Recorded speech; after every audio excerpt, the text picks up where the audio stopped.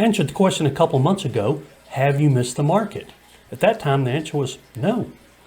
A lot of people think they've missed it now. We've started to see prices settle a little bit, time in the market extend a little bit, but I'm here to tell you, even though it's October, not a great month for selling, you still have not missed the market. I'll show you why on this short video.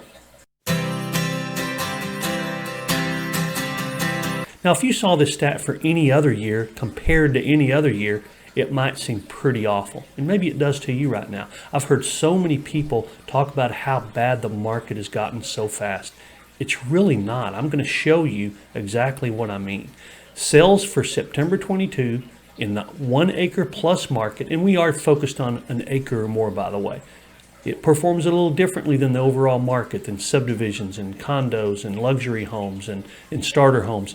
The 1 acre plus market performs at a different pace in nearly every situation. So let's take a look. Sales were down 50% from a year ago, but remember, we're comparing to an historical market. Historical. So you really kind of have to set these aside. I'm going to give you an example in just a minute. So we're also going to look at the listings. We saw fewer listings come on the market than a year ago. Well, you're thinking we were already tight in inventory. How could that be good? Well, it's really not bad because the market has started to normalize. We've started to see a lot of performance that's more along the category of what you would call normal. The pendings fell about 46%, as you can see, very close to the number of sales. The decrease pushing 50%. Any other year, we'd go, wow, what's going on? But we know 21 was historical. So this drop back to normalcy is not something that is devastating by any means. The houses that were removed from the market, the listings that were removed from the market increased, well, 37%. And that's simply a reflection of a lot of homes being priced higher than they should be priced and not selling. So in this frenzied market that we saw from late 20 to mid 22, it wasn't the case of anything selling no matter what. It was the case of, hey, what are buyers willing to pay? Even over value, there's a limit to what they're willing to pay. So some homes didn't sell, but in September we saw those removed from the market start to increase because sellers realized, hey, we've missed it. It's just not going to happen. But have you missed it? Well, let's keep looking. In September of 22, the average price compared to September of 21, everything else is negative. You'd think this would be negative too, but it's not. August, the average price for homes on an acre or more was up. September, the average price for homes on an acre or more was up. Both very positive. So you haven't missed the market. Yes, it's taken longer for homes to sell. Buyers aren't paying as close to asking, but guess what? Your equity is still growing. Now, we don't know what will happen next month or the month after, but quite sincerely, I sort of expected September's average price increase to be much less than this. This is a very nice surprise. In September of 22 compared to 21, the list to sell ratio took a pretty big hit, no doubt about that. But it went back to virtually normal. Let me explain what I mean. The list to sell ratio is what a buyer will pay compared to the asking price. So if it's 95%, that means buyers are paying 95% of asking price. Well, in the normal market, it's usually around 97. Here's what happened. In September of 21, it was well over 100%. In September of 22, it was just a little less than 97%. So guess what? Back to normal. In that drop, although it looks pretty harsh, really just returned the market to a fairly normal situation. The days on the market increased a lot. That's why it's in red. Increase in days on the market is a negative, so it's in red, even though there's a plus sign. 132%. So the time on the market for homes on an acre or more has gone up well over 40 days, starting to push 50 days. But let me explain something to you. I want you to watch this next stat. This is important.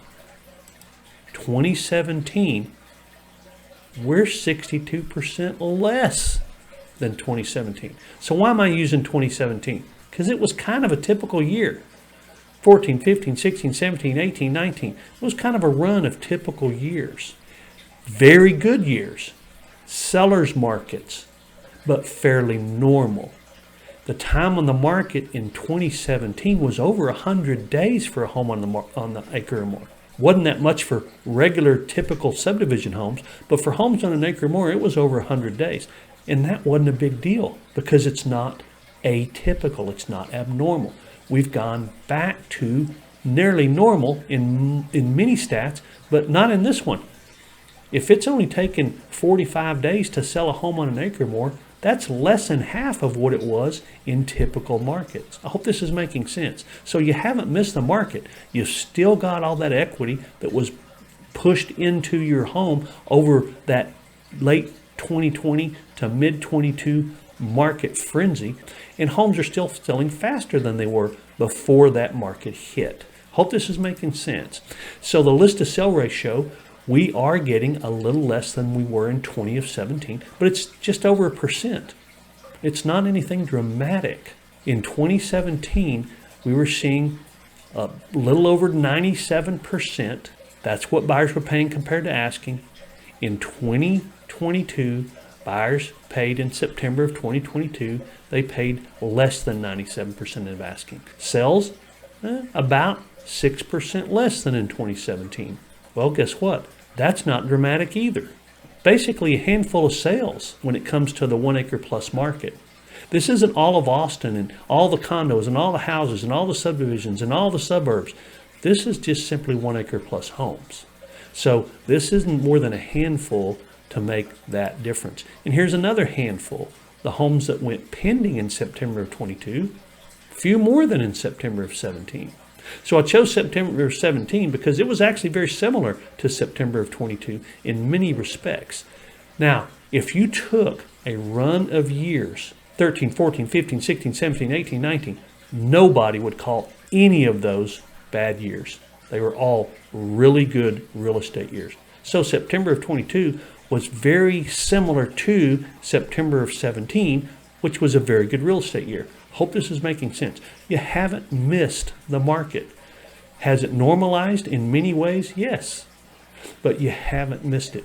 We're still selling faster than we were back then, and we're still selling for more than we were back then. So to summarize, yes, compared to September 21, everything looks pretty dark and gloomy. But when you compare to a typical year, which was a very good year, by the way, it looks pretty darn good. Not a big deal. So I hope you'll look at this huge change for exactly what it is, a correction. But we didn't correct back below where we were before the frenzy. And that is a huge positive. As a matter of fact, you saw the average price of homes on an acre or more higher than a year ago, not lower. We still haven't seen any loss of the equity that was gained during that massive run-up of equity over that 18 to 20 month period. Are things taking longer to sell? Absolutely. Are they selling farther away from asking? Absolutely. But those stats are still strong. There's nothing wrong with those stats in a normal real estate situation. I hope this is making sense. My wife says I say that too often, but I really do hope this makes sense to you. So the point is kind of the same as my last video that said, have you missed the market? You haven't. The market has changed, but you haven't lost your equity. And that's the important thing to consider. Are sales slower? Yes. Are homes selling for over asking? No. But the equity that's built up is still there. And the market is very similar to the great market run we had for many years. I want you to pay close attention to one thing. If you get a chance to watch this video, do so. It is about pricing your home. Don't use the typical rhetoric and scenario and psychology that is taught in today's environment. Use this method. You'll be glad that you did. I hope to see you on that video.